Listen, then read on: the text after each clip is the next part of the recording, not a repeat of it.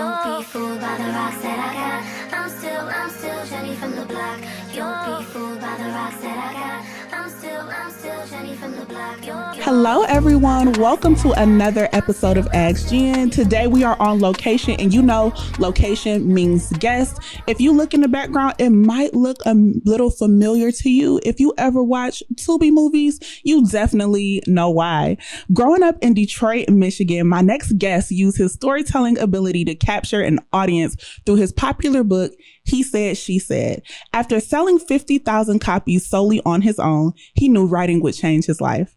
After turning He Said, She Said into a stage play, Dennis grew a knack for writing, producing, and immediately looked for the next big thing, film. Since starting his film career, Dennis Reed II has produced over 20 films, directed 10, and has produced several others. Welcome to Ask Jen, writer, producer, and director, Mr. Tubi himself, Dennis Reed II. Welcome to Ask Jen. Yo, can you do my intro all the time though? I want you to be walking around right behind me, everywhere you go. Everywhere I go. I'll probably they probably know me then. They better know you. I know. Can I ask you a question? Okay. So let's start with the space that we are filming in. This production studio, first of all, it is massive. You gave us the grand tour. This thing is huge. You have so many different sets here. What made you decide to build your own space, and how long did it take for all of this to come together? We've been doing it for I want to say 8 months now. And it was the team. So the team we tired of going places. We tired of looking for jails. We tired of looking for hospitals. So let's do something. And I'm like, all right, let's go. And I just put the money up and did it. You a generous boss. You said, okay, money up, done. It saved money in the same time. We did 16 movies last year. Wow. You can't do 16 movies when you got to use everybody's stuff, right? So at the end of the day, I'm like, whatever my team said we need, we got to get. You gotta listen to the team. I love that. I know several of your films and other film series produced in Detroit are shot here. I know it brings you a great sense of pride to be one of the biggest and most successful creatives coming out of the city. How does that feel? Mr. Tubi is a very big title. I don't think I'm Mr. Tubi. I think that I'm just a dope director producer. People like you, Mr. Tubi. I was like, eh. I think I'm a little bit bigger than that. Say that. You know what I mean? I don't think the goal is just simple for me to be the best ever to do this. Period. I don't have no other goal. I love everybody that do this, but the goal is for me to be the best. So I just remember one thing that Michael Jordan said when he hired, Tim Grover. He was like, I don't pay you to train me. I pay you to not train them. Right? And that's how I live my life with my team. I'm like, I'm going to pay y'all the best. I'm going to give y'all the best. Not just because I know I'm not dope, but I don't want you working with everybody else either. Oh, I like that. A non-compete clause. No, they can go work with them. You said they can. But why would you want to? Oh. As a person who thinks that they're the best at what they do, hearing you say this, I'm like, I like that. You have to know that you're the best. You got to know that I'm the best. Right. I don't like hearing you the next Tyler Perry. That bothers me. And I think Tyler Perry is goated. I think he's amazing. I think the blueprint that he's laid for a lot of us is why we doing a lot of stuff that we do. He made us know it was possible. Spike Lee made us know it was possible. When you know their story, you're like, yo, I could do this. But Spike Lee was the first Spike Lee. He was okay with being the first Spike Lee. Tyler Perry was the first Tyler Perry. He was okay with being the first Tyler Perry. I'm damn sure good with being the first Dennis Reed. So, yeah. I like that. I'm like, ooh, you talking that talk. Okay. So let's talk a little bit about your early life and your upbringing. My father is my dad. I think my dad from Baltimore, but he been here since middle school. Okay. And when he met my mom, they kicked it, brought us here, and it just Detroit is home. People don't get when I say I love Detroit. They don't get when I say Michigan's the best. What's not to get?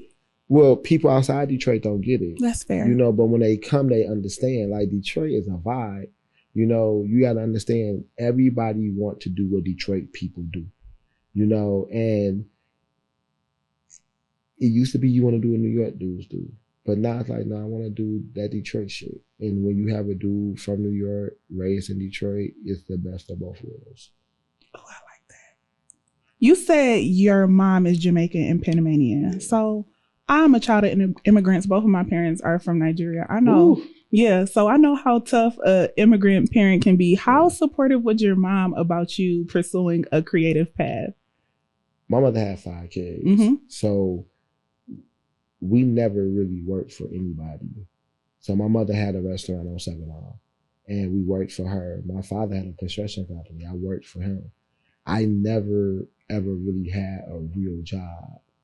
I always created jobs. Like, it's crazy because I went from college, the streets, to this. Mm-hmm. And when I say this, meaning the arts.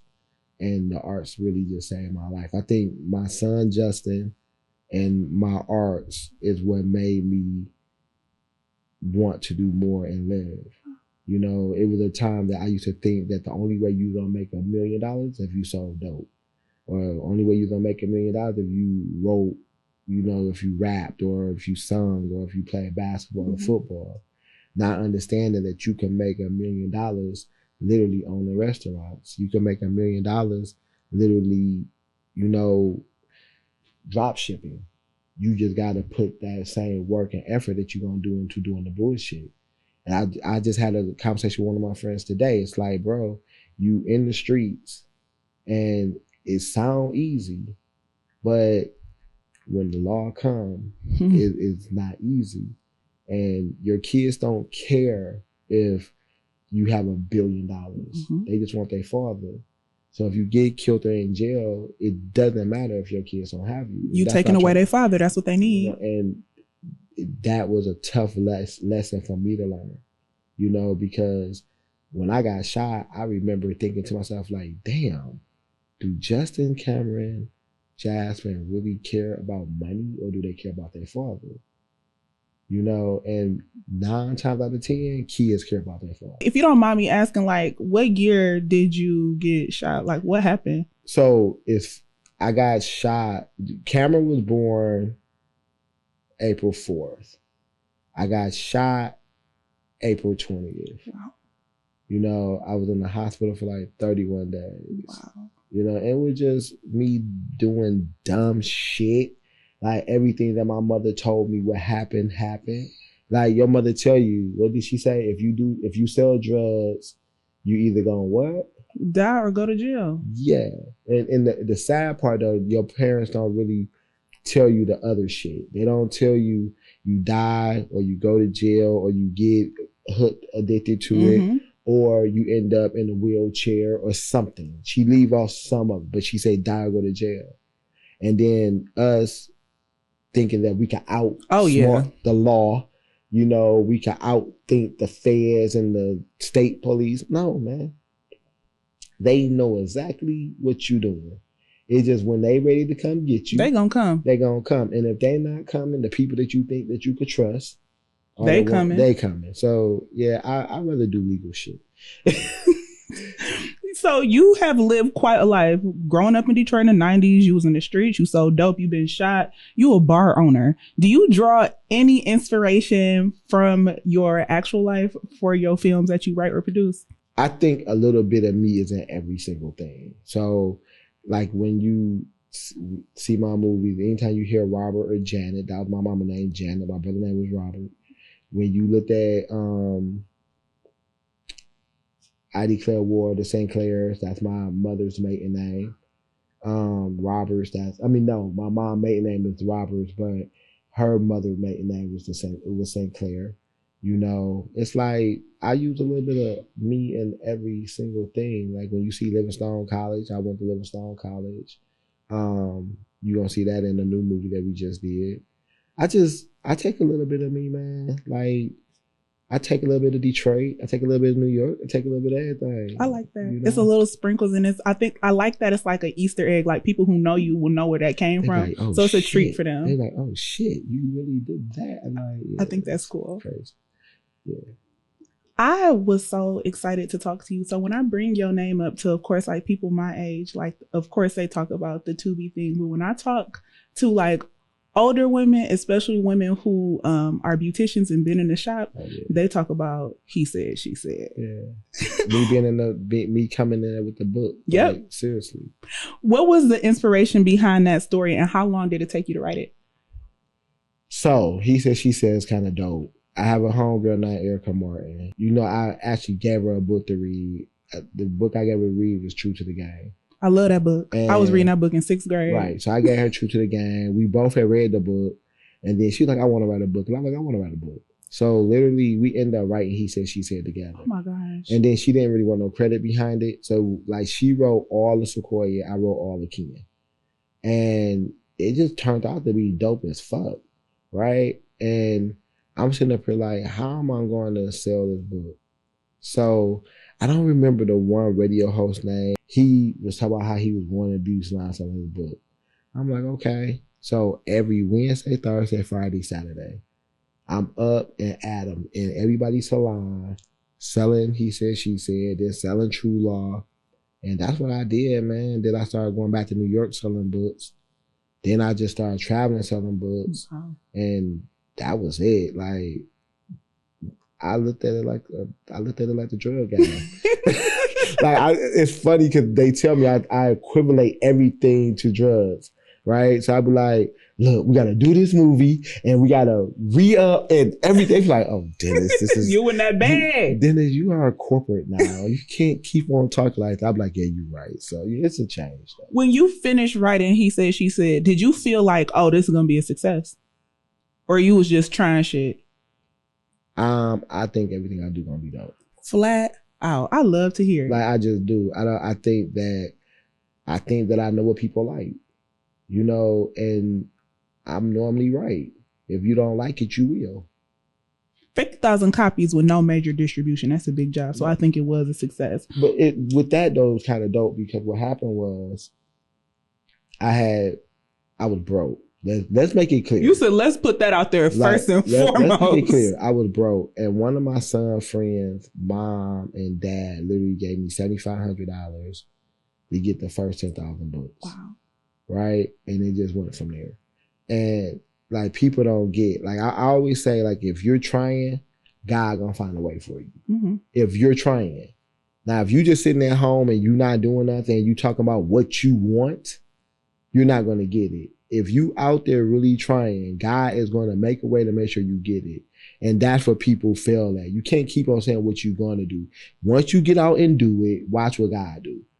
You know, because he going to bring certain people in your life that you're going to be like, damn, really?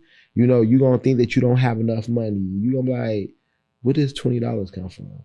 You know, because when people see you working, they want to help you. That's so true. You know, I've seen it for sure. Yeah. Just personally. Yeah, because people want to be blessings. And the key to that is when somebody been a blessing to you, you better be a blessing to somebody else. Amen. You know, and if you do that, watch what happens. We should have recorded this one in the church, honey. We got one. We literally got one.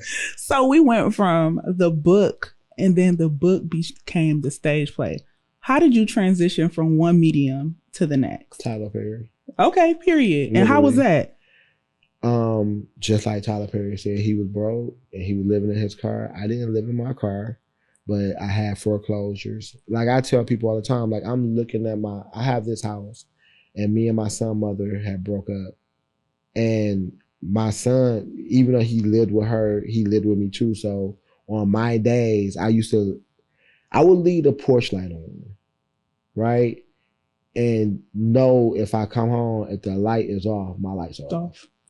If it was a blue flag in my grass, that meant the water was off, you know? And I don't know if anybody ever had that, especially as a father, you not being able to really provide like you want for your kid. That is the worst feeling ever, you know? And it just, all that shit was happening. And I'm giving my last bit of money for the plays. And I remember like I couldn't pay actors. So they'd tell the world Dennis don't pay. Mm-hmm. But when I'm making you them payments, you don't tell nobody that, right? And that shit hurt. When you look at a city that you love and everybody's turning their back on you and nobody wanting to work with you. But then that's what God does. God literally make it possible for you to work your ass off, and then you end up being the person that people gotta come to. They want to work with you. You end up being able to pay people more than everybody else. And that's always the goal. But Lee and China and Velda, they always had my back. I mean, from the gate. I never, ever needed nobody in this acting thing as much as I needed them, because they pushed me. Like, when I didn't think that I could make this shit happen, they were there like, "No, bro, we got this." That's amazing. So yeah, that stage play shit was crazy, but it taught me who my friends were. It taught me who really loved me for me and not just because I could write. That was very important. I love that. So the opening weekend for He Said, She Said, every show was sold out. Mm-hmm. As someone who started in the streets, fast money and instant gratification is, kind of the thing. You want everything to happen as soon as it's supposed to. What did it feel like for you to have worked on something for so long and it pay off so differently? So the one thing about media that is so dope, it was 3 shows. They were sold out, but it was only 100 people at each show. Mm-hmm. So it was cool, 100 people. Right, but then what they didn't tell you was, then we went to Mississippi. Oh, you took it on the road. We went to Mississippi, so we had Christian Keys in the play. Oh wow, in Mississippi, right? And I promise, you have your camera staff in here right now. Mm-hmm. That's how many people was in there. That's how many, and it was a huge loss. Mm-hmm. And I remember saying to myself, "I can't do this shit." Then I went back home and we did it again, and we did decent, but that's when the talk started. Mm-hmm. And that's when I started realizing who was my fucking friends. Like, that's when Velda was like, "Bro, you got this. Bro, it's gonna be okay." That's when China was like, "Yo, bro, we got this." Like, Lee, we got this. And that's just important, man. Cause I don't, without them, without Vaughn, without the kids, literally, I don't think that I would be still doing this. Wow. Because I had people that was literally like, "Yo, you got this." My mother and my father, they like, and me and my father, relationship wasn't even always the best, but he was like, "No, man, you got this." My mother always like, "You got this." And when the people around you say you got it, you be like, kind of start believing it. It's so true. Because I tell people this all the time. Like, I'm a professional quitter. I quit at everything. Actually, in the show is the first thing that I started that I've never quit. And the reason why I have not quit is because everybody around me in this room and people in public and hold me accountable is just like, "You got this. Like, you can keep doing it. This is good." And that's the only reason why I still do it. So I got to know you a little more. We talked about your family, your life, you being broke, you being foreclosed. So I feel like we cool. Let's play a game. You want to play a game? Everybody who come on Ask G and play a game. So even if you want to say no, you can't. Okay. All right. I can't say no. There we go. All right. You have produced several films, have employed hundreds of actors and actresses, and have amassed over 1 million views on Tubi. Well over 1 million. Yeah. Let's see how well you know your subject matter. Let's go. All right. I am going to list the name of some of the characters, and based on the name, you have to tell me the name of the film. Sheesh, I got 24 movies. You got 24 movies. I only got 3 on here, okay? Right, you ready? Let's go. Okay. Becca, Cross, Jonathan, Sarah. And Indictment, who is Jonathan Carter. Ding, ding, ding. All right, next we got Adam Rich. Oh, that's Faithful. Faithful. You love Faithful. That's my that was the movie I felt that took me from First Lady made me Dennis Reed in the movie game. Faithful was the one that said, "Y'all better copy this shit." Like that, people start copying that shit. Like when Faithful came out, you start seeing people changing up their movie style. They stopped trying to be so hood and started trying to do Faithful like shit. I like that. You was an originator. Always. This the last one. Maria Sean Patrick. And that's First Lady. First Lady. So you, like I said, you know your subject matter. You was scared. Don't be scared. No, I wasn't. Okay. Excuse me. I wasn't. I know my movies. I love to hear it. Yeah. My producer, like, she asks me about quotes that I said in episodes all the time. I'm like, "Girl, I don't know what episode that was." And she's like, "You supposed to." The funny thing is, if you told me to name all my titles, I would probably fuck up. Right? Because literally, We did 16 movies last year. 16 movies in a year. You know, and I'm on some Master P shit right now. like Master P was the blueprint for getting shit out and getting quality shit out. Mm-hmm. Tyler Perry with the shit with just understanding his audience. Mm-hmm. You know, Jay-Z with the shit with just making sure that his whole team eat. Like I'm stealing from everybody. Right? That's all I'm doing. Y'all, if y'all want to know, the blueprint is just stealing everybody's shit and just redoing all that shit. Take the sauce. Take what you got. Take what you like. Leave what you don't. Yeah. I think that's a fair plan of action. When we talk about production and producing and putting the Dennis Reed name on films, how do you pick the films you want to produce? Most of them come from the team. You really believe in your team. Like, you have spoken about them at length. Like, they do their thing. Like, so Red Flags, that was by KDZ. I'm mad at him right now, but that's my brother. I love him so much. You know, love him because he is dope at this shit. Lee Master, he did Deadly Secrets. That's my brother. China, Borderline, she did get paid. Mm-hmm. Everybody is right here. LaVon did Cutthroat. Charmaine did Nasty. Like, everybody is right here. This is like my family. They put in work. You know, the movie Preaching Lies that I paid for down from Atlanta, that literally came from a girl that signed with Homestead. So she signed with Homestead. She did a movie called Quarantine Bay. And Quarantine Bay was made for a little bit amount of money, but it made decent amount of money. And just talking to her, I was just like, I'll pay for it. And it's a good movie. You know what I mean? And that's what it's all about, man. It's like, how can we help each other be billionaires? Okay. You know, so many people say that they trying to put people on. I want to make the people around. In order for me to be a billionaire, I got to make a bunch of millionaires. Oh, yeah. That's fair. That's the difference between a millionaire and a billionaire, right? The difference between a millionaire and a billionaire, the billionaire make people millions. Millionaires are only able to make themselves money. That's not good shit to me. You want to change lives. Wow. Like, a caretaker. I'm making you could take care of yourself, though. You know, like, because everybody brings value. Mm-hmm. Like, what Sanya does for my company is everything. Mm-hmm. What TT does for my company is everything. What Peter does for my company is everything. What Spud does for my company is everything. You know, like Andy, what they do for the company is everything. You know, so that's just the whole thing. Like, I'm appreciative of people wanting to be here. You know, like T Rich, one of the guys that with us, he told me the other day, he said, when people come over here, they act a certain way. They supposed to. Okay. But people wanting to be around and wanting to do work is like, I feel like that's critical in being able to get stuff done. You need to find the value just as much as I do. Yeah. We have that. You know, from our makeup artist is dope. See? You know, our hair lady is dope. When you got Candace and Trina, like, I literally be geeked about them. You know, I be geeked about Robin picking out the cast. You know, that shit's everything for me. This team shit is real. You know, and I think once people understand having a great team, that's what make you better. It made my job. You know how easy it is for me to write and direct?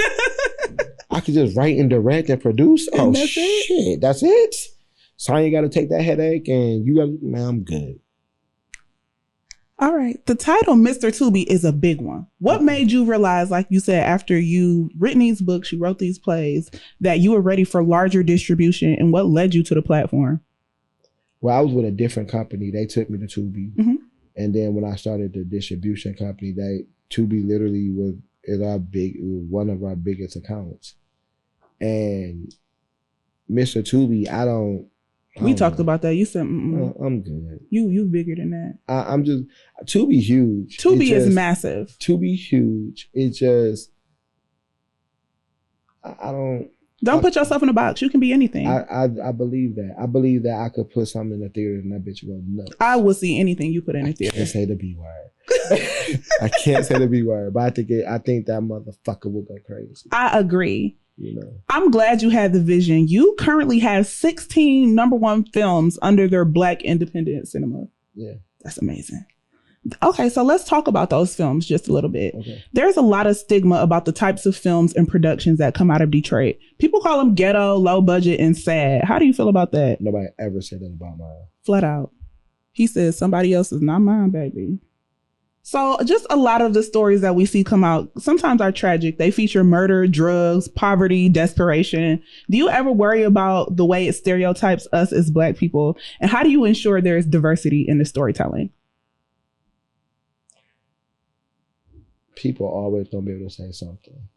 I don't care what it is. If you talk about Jesus, they're gonna be like, it's too Christian. If you kill somebody, it's too violent. You make movies that you like. I don't really care about what nobody else say. You know, we have people here right now that do movies, and some people think they're terrible. Yeah. And then another 100,000 people think it's amazing. That's me. Right? I don't ever even worry about stuff like that. I love that. The art is getting made regardless. Yeah, whether you like it or not, it is getting put in front of someone who loves it. It might not be you, but it's somebody. It's somebody.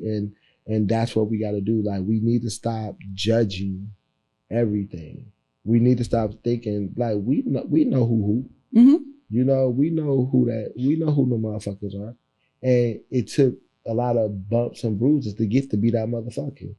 Because I made Faithful, but I also made True Law. Yeah. Right? And True Law was my first movie, and it's good. Don't get it fucked up. Right? But guess what? When I look at True Law and I look at Faithful, when I look at True Law and I look at Please that we just got done filming, when I look at the movie that I'm like, this is 10 billion times better than True Law. You know, people got to take bumps and bruises to get where they're going to be. So how do you even monitor like growth? If you see something that somebody don't like and you just stop, it's just like, dang, let me give myself a chance to get better.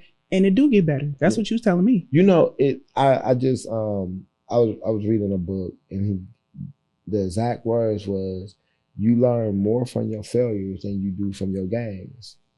100%. Right? Very true. Every failure that I had made me 10 times better. And that's just being real. And it made me want to pay people more. It made me want to outdo you. That's what it made me do. Not hate on you. I just want to be better than you. And that's okay. You know, you can't. Everybody can't be the greatest. Yeah, it's one greatest. I'm okay with being it. Okay, period. You better say that. I feel like just film in general and just making art, it really just starts with the talent. You don't know much about me, Mr. Reed, but I love reality TV. Like, I'm a reality TV watcher. You have had the likes of Hoops with Flavor of Love, Royce and Jennifer from Basketball Wives in your films. Like, do you think that's an intentional casting strategy? Do you say, oh, these girls look familiar, I'm gonna put them in a movie? Or is it just like... That's exactly what I did. And I'm so smart. And with Hoops, it was like Hoops and Jim Jones. Hoops and Jim Jones. For First Lady, I said, this is a pair, honey. It was Hoops and Jim Jones. And then when I brought... in Down from Black Ink. Oh, right? Yeah. So I don't like people that much, but when I fuck with you, I fuck with you. Like, that's one thing you will notice. Like, they be like, why you got the same people in your movies? That's who I fuck with. You know what's funny? Jennifer said that on Basketball Wives. You're not even in the circle. Yeah. She know. So you said when you mess with people, you mess with them. But if somebody new wanted to get in front of your face to get in a film, what should they do? They should, well, first we about to do this acting boot camp, but acting boot camp, get you some skills. Yeah, go to the website, dr2productions.com. Come to our events, you know, and then don't hit me with you need me in your movie. You said don't tell me what I need, bro. I'm doing pretty damn good. It's like, come on, man, don't do me like that. But yeah, just come to the events. Go to when we say we need extras, come. You know, we need extras. That's when you gonna meet Sonya. That's when you gonna meet Robin. That's when you gonna meet the people that you need to meet. Telling me is the wrong person. Because I'm not the one picking you. Okay, it's the team. It's the team. Gotta meet the team. So when we talk about casting for your films and the actors and actresses, you don't just hire superstars. A majority of your productions feature local actors and actresses. Currently, Detroit has the film industry on lock, like thanks to you. Like, you've done your thing. What do you do to ensure local talent, businesses, and creatives benefit from the spotlight you've put on the city? When you're in one of my movies, you're gonna make more. Everybody gonna want you. And it's a few of us that's like that. Like when you're in a Mulan movie, they gonna want you. I love Mulan films too. When you in a Dan Brown movie, they gonna want you. When you're in a Dennis Reed movie though, the price goes up. I know that's right. Because I know, I won't really say no names. When Faithful came out, everybody that was in Faithful, everybody wanted. Wow. It's a dope movie. I liked it. Hoops, she may not admit it, but being in First Lady, she was able to make a lot more bads. And that just being real. When you see somebody in one of my movies, cause I'm gonna give you quality shit. I'm giving you quality. I'm giving you Hollywood. That's what I'm doing. I call it Detroit Wood. I'm giving you that. Like, I'm giving you quality shit. And we work hard, and that's why I get mad when people dog out Detroit and they say I don't get mad at the Tubi movies. I get mad when somebody new from Detroit and they don't do exactly what I do and they dog them out. That bothers me. It should. Because I know how hard they probably working, and everybody don't got my budget. I didn't have my budget. My first movie was $10,000. 10. And I know how hard it is to work on a $10,000 budget. And you need to be trying to help them instead of trying to gouge them, trying to dog them out. Nah, man, you better pray for them and hope they make it, because they may come and help you. Amen. Okay, somebody else doing bad don't make you better. It just make you a hater. Right. So, famous producer, actress, and writer Issa Rae talks extensively about networking across, which is using established relationships to build and grow your business. When it comes to building your business and production house, do you feel giving opportunities to people you already know has been beneficial to your career? Yes. Absolutely. Yes, because people that fuck with you, they cheer you on harder. That is so true. Your friends want you to win. Your friends. Jen put me in positions. China put me in positions.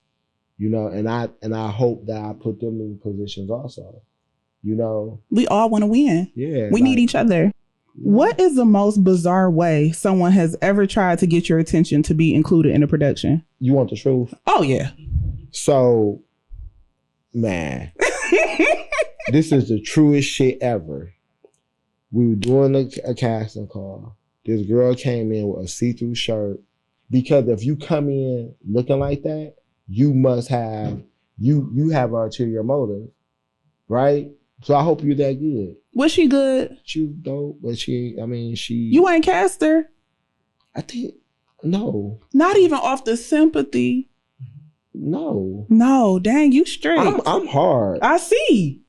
Do you know how devastated I'd be if I put my titties on the line and somebody was like, yeah, no, that's stupid, you still not sweet. Why would you do that though? Everyone makes mistakes. That wasn't a mistake. That was calculated stupidity. So since that didn't work, what type of talent do you look for your productions? So I was just telling somebody this earlier. I look for people that is literally going to learn their lines, bring the best out of their lines, somebody that's going to promote and market our movies, somebody that's going to sell their tickets. And it sounds crazy because I feel like anybody can act. Now we a business. Mm-hmm. So I don't want people to keep withdrawing from me. I want people to deposit in me, right? So if you in one of my movies, what are you bringing other than your face on the screen? Yeah. A lot of people from Detroit now feel like, oh, I got a name, I got a face. So I don't have to promote, I don't have to sell tickets, I don't have to do nothing. Well, why do I need you? Right? I gave you a platform and you're not using it the right way. Mm-hmm. Right? But you're going to keep on trying to make us pay you X amount of dollars. So the way that you increase your value is by bringing value. Okay. And your face is not the value, because I could bring you in the movie and make you hotter. Right? Right. Not saying you're not hot because you hot. Oh, I know that's right. Right? But make you hotter. Now what are you going to bring to make me want to pay you more? I can see that completely. Like, okay, I'm already putting you in a film. Like you said, I'm putting you in front of people. I'm paying you money to be in this film. What do I get? Yeah. That's valid. I don't see a problem with making someone promote. Also, it's just like, you are in this movie. You should want people to see it just as bad as I do. You should want your whole family, your whole crew. You should want your neighbor to come see your art. And once you get off your high horse and thinking that you made it, you know, then you're going to do that shit. It's just that simple. It's just that simple. So we're going to talk about street legal. We talked about the new faces and getting them in front of you. We're going to talk about the new content that's coming out.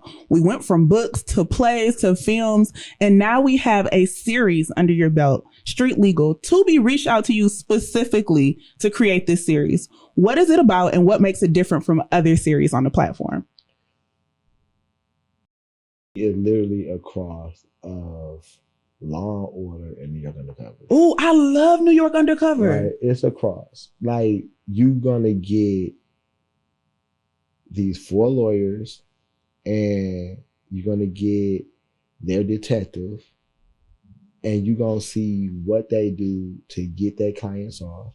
You're going to find out what happened in the beginning and what really happened at the end.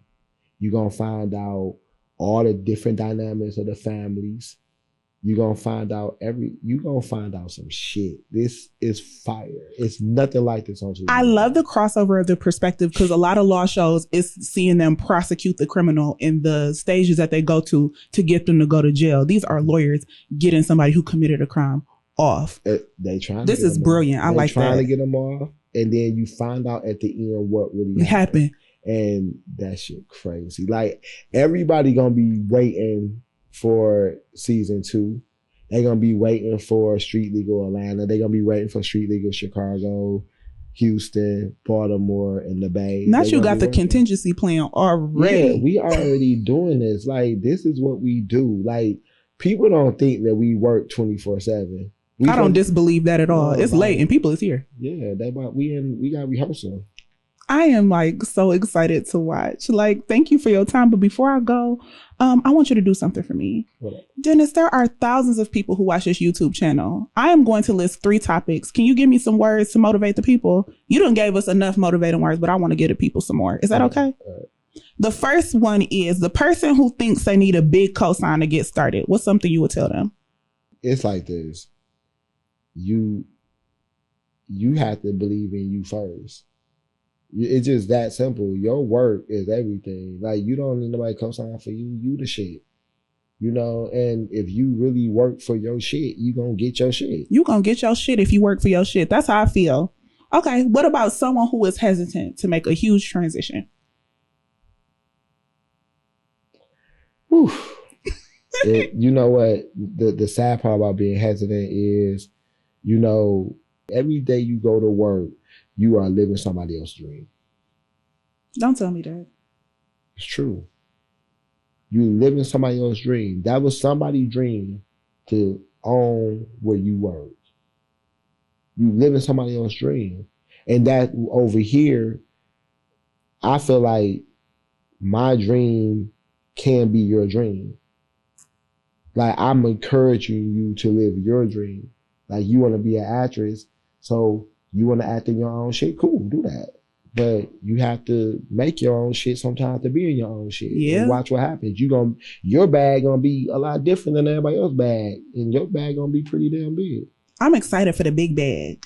Yeah. Last, we have a writer who wants to produce and direct their own films. What motivation would you give to them?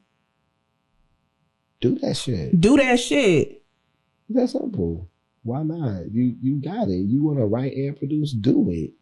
And don't be afraid. I do it every damn day. That's what I do. And so can you. Yes. I appreciate you sitting down with me today. When can we expect Street Legal on our screen? September 1st. September 1st. Sit your butt down Labor Day weekend in the house, because we watching Street Legal all weekend. Yeah, okay? We need a big bag.